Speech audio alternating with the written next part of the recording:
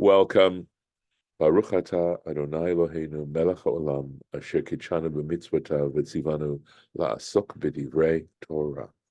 Amen. I'm going to go ahead and see if I can do a screen share. There it is.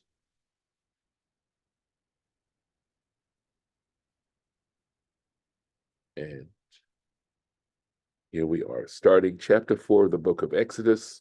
We're still in that conversation, I guess because it's such a key moment where God is commissioning Moses to begin this process of releasing the Israelites from servitude to Egypt.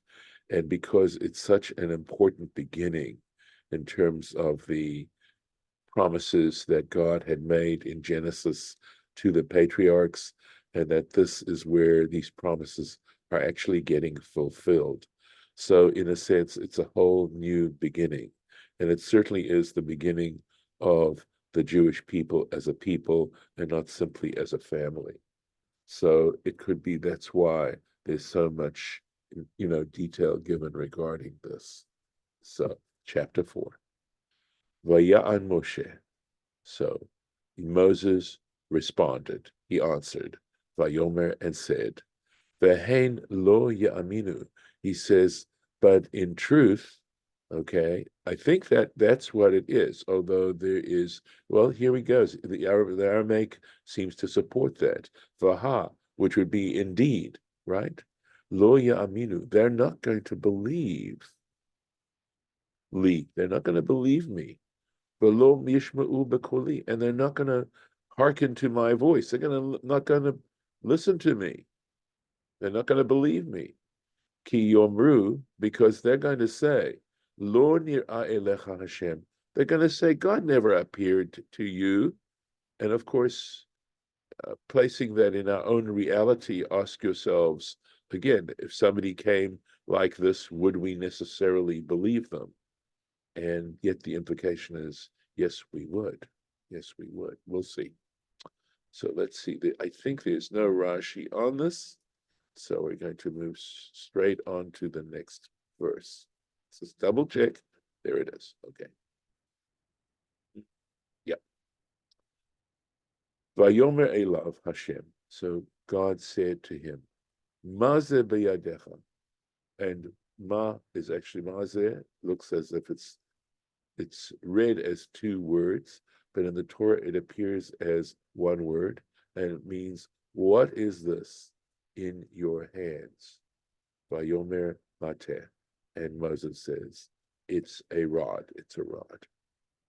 Let's take a look. So, of course, that mazeh is something that Rashi wants to explain. What is it in your hand? Lekach nichtav teva achat. So the reason it's written as one word and not as two words, lidrosh mizeh shebeyadcha ata chayav. He's saying, because instead of mazeh, it looks as nizeh, from this, that one can interpret. From this shebeyadcha, that is in your hands, ata chayav lilkot, right? You will indeed be punished. You shechashadata baksherim, because in saying that the Israelites wouldn't believe you, you are being suspicious. You're accusing people who in fact are innocent. That's choshesh baksherim. It means to suspect people who are innocent. And of course, how was Moses punished by the rod? When he struck the rock. And when he struck the rock with his rod, that is, in fact, when he was told that he would no longer be able to enter the promised land. So, upshuto, however, if we're going to try and understand it on its simple meaning, in its simple sense, ka'adam she'omer lachavero, it's as if someone is saying, a man is saying to his fellow, modeh ata shezo shilfanecha even he says to him, do you admit that the thing that's before you is a rock? Amar lo hain, And that person, his fellow, says, yes, I do. Amar lo, and he says, Hareini ose ota eitz. He says, well, I'm going to turn it into stone. So it's as I try to understand the point that Rashi is making, I think when he says Mazeh biyadecha, he's understanding that which is in your hand. That which is in your hand, in other words, are you willing to admit that that this is what's in your hand? Because he's not, here's the point. God isn't interested in finding out what's in Moses' hand. And that's the point really that Rashi's making, is that the question here isn't a simple question of, well, Moses, what is in your hand, in the sense of saying, I don't know what it is, and I need you to tell me. It's saying that which is in your hand, etc. In other words, do you see what's in your hand? I'm going to turn it into stone. So, or rather, well, he's going to turn it into a serpent. But that's the way Rashi's understanding, that it's not simply an interrogative. So, Vayomer, and God says, Hashlichehu arza, cast it upon the ground, Vayashlichehu arza, and so he cast it upon the ground, Vayhi lenachash, and it turned into a snake, a serpent. Vayanos Moshe mipanav, and Moses fled from its presence, from this snake. Again, the significance of these particular signs. Vayhi lenachash, and it turned into a snake. Ramaz lo she siper lashon hara al Yisrael. God was alluding to Moses that he had spoken wickedly regarding the Jewish people. We're familiar with this term lashon hara, to badmouth. So he was suggesting to him, by the rod turning into a serpent, into a snake, that Moses had spoken, had badmouthed the Jewish people. The Omro lo yaminuli, when he said, they're not going to believe me. But tafas umanoto shanachash, and so God took the craft of a snake, and the idea of a snake's craft is that a snake will attack, a snake will bite, not to get food. A lot of animals that are predatory are predators because they need to eat. This is not, at least this is the association with a snake, that a snake doesn't necessarily strike in order to consume the food, but for no reason whatsoever, possibly, just out of pure malice. And likewise, you ask yourself, when you badmouth someone, when you speak ill of another person, what do you gain? What do you really gain? You're hurting someone, but you're not personally gaining anything from it. So that's why the idea of the snake and the association with bad mouthing. Next, Vayomer Hashem el Moshe. So God hasn't given up. He says, the Lord spoke to Moses, and he says to him, Shlach yadcha ve'echoz lisnavo, cast out your hand and grab onto his tail, onto the tail of the snake.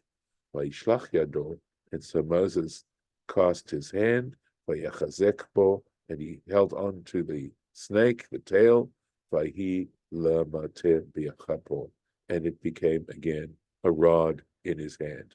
And I'm sure there's a lot more to this than we're necessarily covering at this point, but at least to become familiar with these statements. At any rate, Rashi is going to talk to us here about a grammatical point.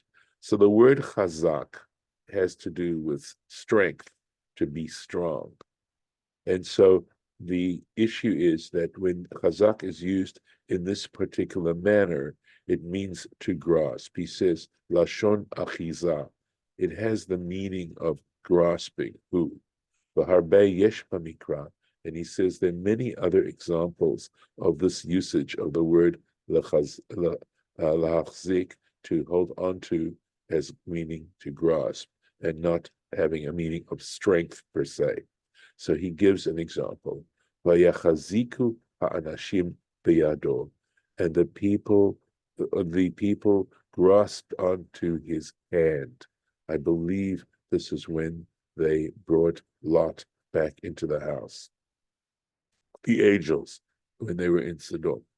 Dvarim Kafeh in Deuteronomy chapter 25, Vehechazika bimvushav. This has to do with a woman who is grasping a person's scrotum, is basically what it's referring to. There's a law there about what you do in that situation where she is defending her husband and she grabs onto the attacker's private parts. Shmuel and Samuel, but again, notice echazika. It means to grasp, not to strengthen. Shmuel Aleph, the first book of Samuel, chapter 17, Vechazakti bizkano, and I grabbed onto his beard. I believe this is David, I think, talking about a lion. I could be wrong, but I believe that's what it's referring to. But again, I grabbed onto, I grasped. Kol lashon chizuk hadavuk leveit. Whenever you get this word chizuk, which is connected to a bait, whether it's followed by a bait, that is the next word, lashon achizahu, it is referring to grasping. So let me show you. So v'yechezak bo, there's the bet, right? There, look at the other examples. There is vayechaziku anashim beyado, right? It literally be means with, but it means their hand, right? And again, bim bushav, there's the bet there, right? Bizkano, always with a bet following. So when the word chazak is used in that particular way, it means to grasp onto. Going on back into the text itself.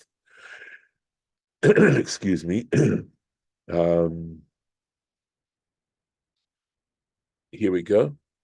Lema'an ya'aminu, God is saying, in order that they believe, Hinir'a elecha Hashem Elokei avotechem, that the Lord, the God of their fathers, appeared to you. Elohei Avraham, Elokei Yitzchak, Elokei Yaakov, the God of Abraham, the God of Isaac, and the God of Jacob. Just make sure we are covering everything. So no Rashi on that. Vayomer Hashem lo, and the Lord said to him, Od havena yacha bechekecha. So I believe it says, and God said to him, furthermore, God said to him, Havena yacha, bring your hand bechekecha into your bosom. Vayave yodo becheko, and so he brought his hand into his bosom. Vayotziha, and he took out his hand. Vehine yado metzorat kashalek, and behold, his hand was leprous like snow. One thing all these signs have in common, right, is they all have to do with bad mouthing of some kind because of what he said about the Jewish people, the Israelites, not believing him. Mitzorat kasheleg, okay, leprous as snow. Derech tzarat liyot levana. He says it's typical of tzarat. We translate it as leprosy, but that's not a good translation. Right? Tzarat, to be white. And he gives an example, im baheret levana hi. If this bright spot on the skin looks white, if it's white. Af ba'otzeh, and Rashi goes on to say, and in this sign too, Remaz lo, he alluded to him, Shelashon hara siper, but that he was speaking ill, he was bad-mouthing, but omro lo yaminu li, when he said, they're not going to believe me. Lefikach ilkahu b'tzarahud, and that's why he struck him with tzarat, kamo shelakta Miriam, just as Miriam was struck with tzarat al lashon hara, when she spoke evil against her brother, against Moses. Onwards. Vayomer hashev yadcha el chekecha. So God says to him, return your hand into your bosom. Vayashev yado el cheko. And so he replaced his hand into his bosom. Vayotzi hamekeko. And when he took it out of his bosom, v'hinei shava kivsaro. Behold, it had healed, essentially. It returned its flesh. It returned, literally this means it had returned like his flesh. Like, in other words, like the rest of him. It looked just the same now. It had healed. When he brought it out of his bosom, behold, it had returned to its normal state. Mikan, so there's a lovely drush that he has. Mikan shemidat tova memaheret lavo mimidat puraniyot. He says you can learn from this that the quality of goodness is quicker to come. It comes much more rapidly than the quality of retribution. How do we know this? Sheharai, because Bereishona, when he put his hand to begin with into his bosom, lo ne'emar becheko. It doesn't say when he took his hand out of his bosom. In other words, the instant when it was struck with leprosy, it doesn't talk about him removing his hand from his bosom. It says removing his hand. But in the case of when it was healed, it says he took his hand out of his bosom, meaning that the instant he took it out, it was healed. Whereas in the first case, it wasn't necessarily instantaneous when it was struck with leprosy. And I think we're on to the next page. Yes. V'haya, and so it'll be, im lo ya'aminu lach, and that if in fact they don't believe you, v'lo yishma'u l'kol ha'ot harishon, and they don't pay attention to literally it means the voice of the first sign. In other words, just simply, we wouldn't say to the voice, but it means in a sense the way that first sign is speaking out, and that's the one having to do with the snake, right, with the serpent and the rod. They will pay attention to the voice of the last sign. V'haya, and okay, here we go. They will in fact pay attention to the last sign. Mishetomar lahem, once you say to them, Bishvilchem likiti, it's on your sake. In other words, when this, in the case of the leprosy, right? When you say, I was struck with leprosy, right? Al shesiparti alechem lashon hara, because I spoke ill of you, I badmouthed you, ya'aminu lacha, because they will believe you. They will believe you if you say that you were struck with leprosy when you did this. Shekfar lamdu, because they already know, they've learned bechach, regarding this, shehamaz mizdavgin, that the people who plot together, who get together, lahara lahem, to act wickedly against them, lokim benigaim, are smitten with plagues or sores or leprosy.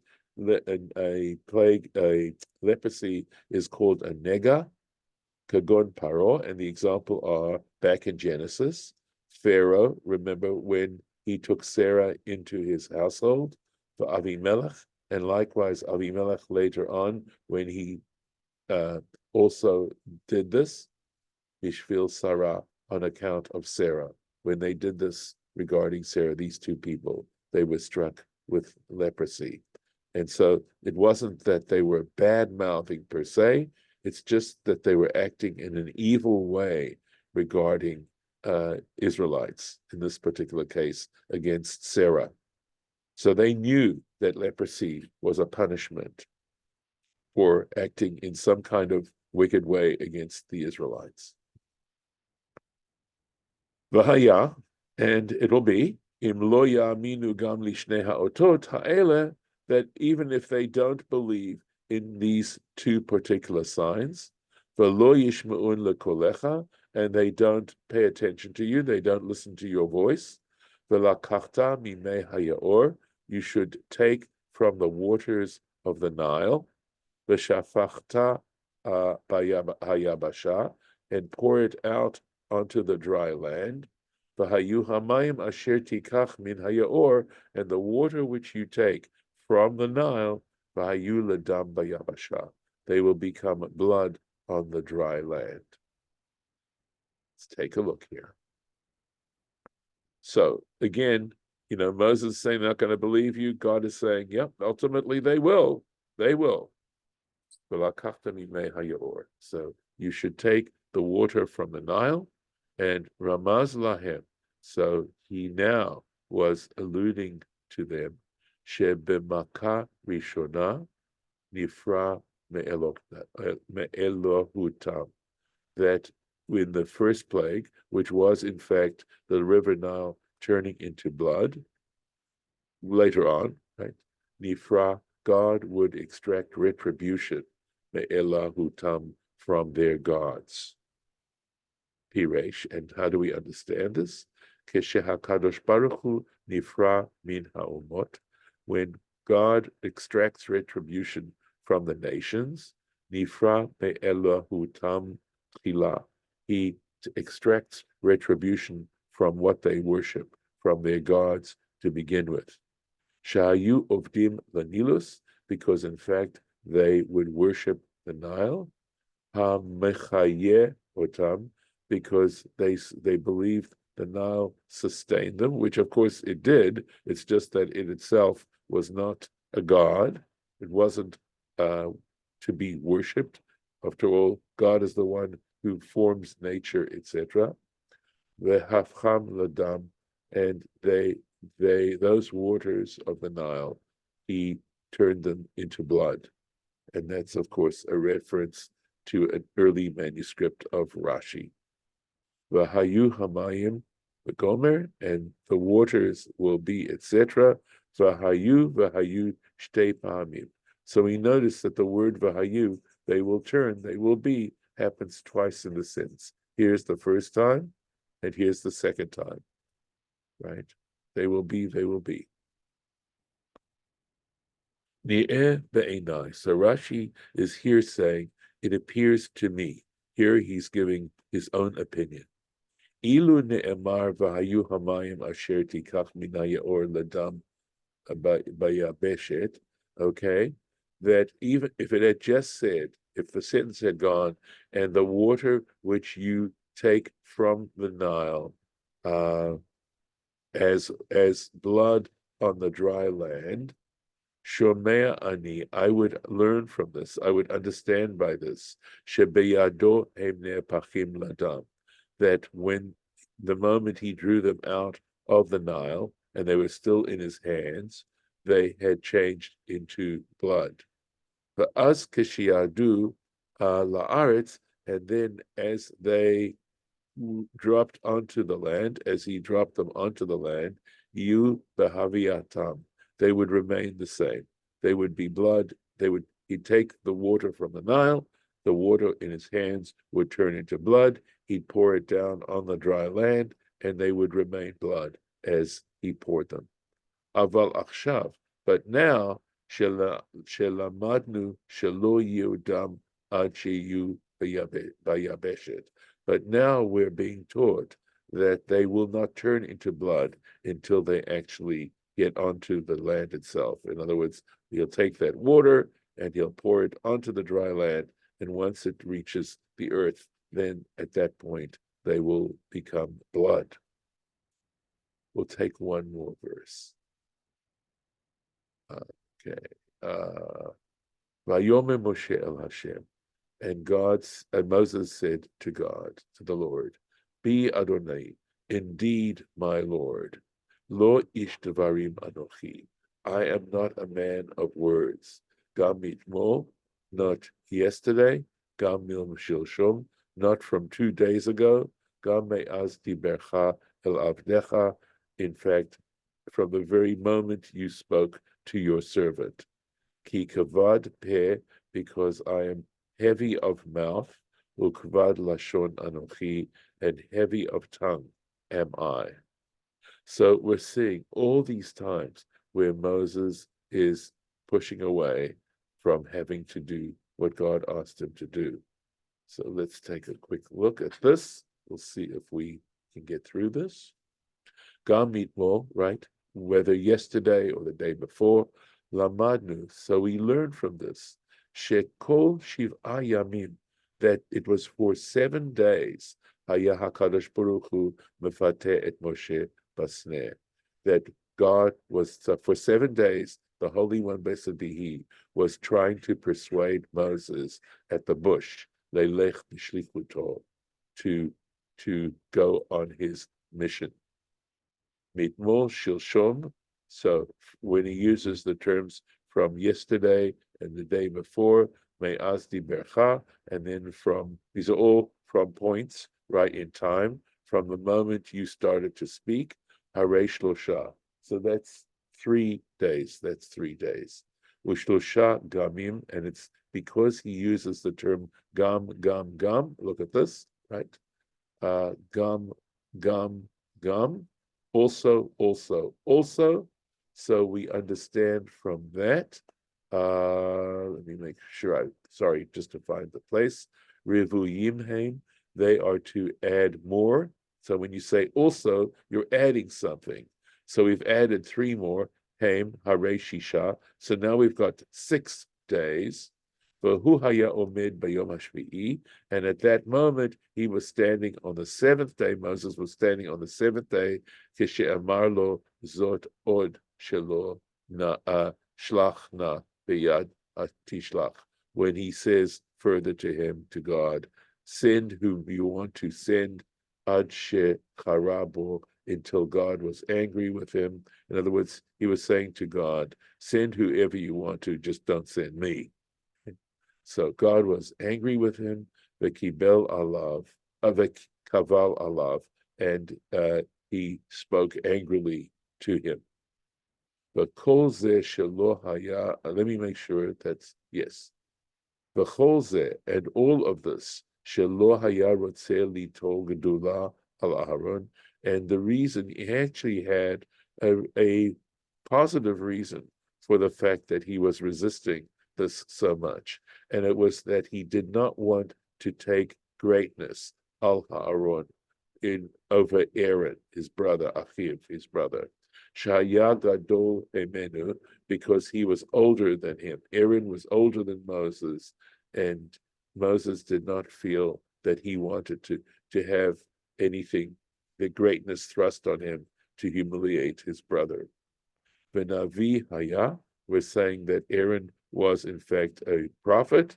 Shinemar, as it states, Halo Harun Achicha Halevi. It says later on, very soon, it says, Aaron, your brother, the Levite, and it says that he is a prophet. But Od Nemar LaEli HaKohen, and, oh, sorry. Okay. No. Let's see. Yeah, sorry, we're fine. The ordinary Marla Eliv Kilim, and not only that, he says later on to Eli, the priest, in the book of Samuel, right? Chapter 1, the first book of Samuel, chapter 2. Hanigla nigleti el beit avicha.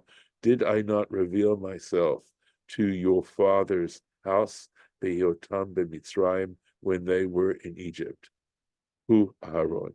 Well, his father, quote, here, Eli's father, the priest, would have been Aaron, right? Because priests were descendants of Aaron. And likewise in Ezekiel chapter 20, va'odah lahem be'eretz Mitzrayim, and va'ivadah lahem be'eretz Mitzrayim, I made known to them in the land of Egypt, etc. For Omer, yeah, David. Yeah. So just a quick question about Moses, his feelings there in terms of, he didn't want to take greatness away from his brother, but God would know this. So, why, I guess the question is, I mean, to bring Moses through all of that, knowing all that, I mean, it could have been, I don't know, addressed more directly, right? Yeah. It is a good point, and I don't know if I'm capable of answering well here. Certainly it is an idea that wouldn't have jumped out to us from the text. It is a tradition. Is it saying to us that you can be well-meaning, right? You can have possibly even positive motivations, but positive motivations, as opposed to what God is telling you to do, come second. Okay. That despite, I mean, that's at least the one that jumps out at me in terms of an explanation.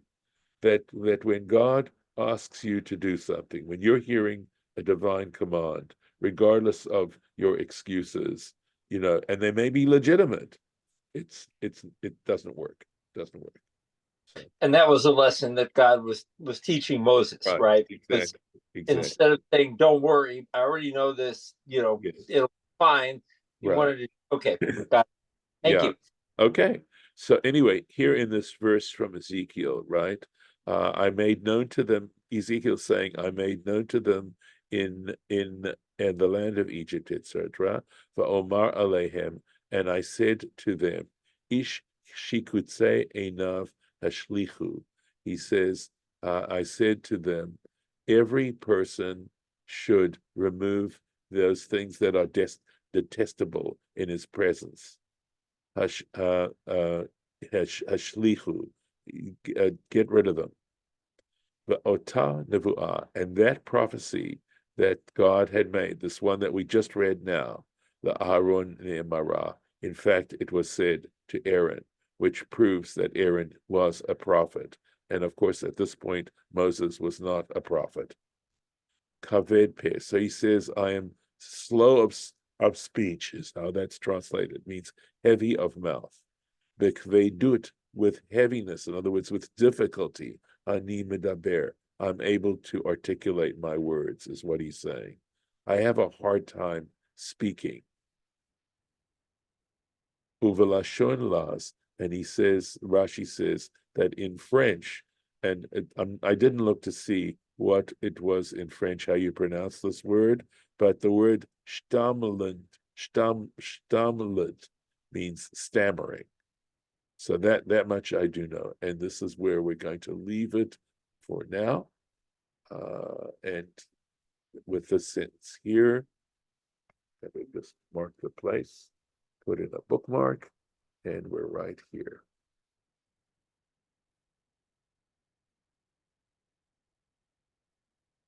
And God responds to, let's see, right here.